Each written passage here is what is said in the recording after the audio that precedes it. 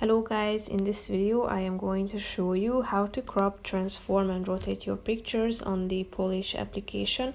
But first I just want to mention, don't forget to subscribe to my channel, because at 10,000 subscribers I am going to show you my whole YouTube revenue statistics and growth strategy, how to make money online. So let's jump into it. First of all, open the app on your phone, then tap on the create button and select a picture, then tap on the crop button down below. That's the first option, and here the first option is crop, so you should crop your picture. Here you can find these preset options.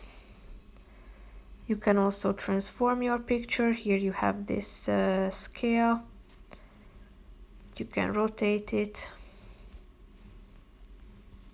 Then you can also use the rotate button, that's the third option. You can also rotate it vertically or horizontally. So that's pretty much it for this video, guys. See you in the next one. Bye bye.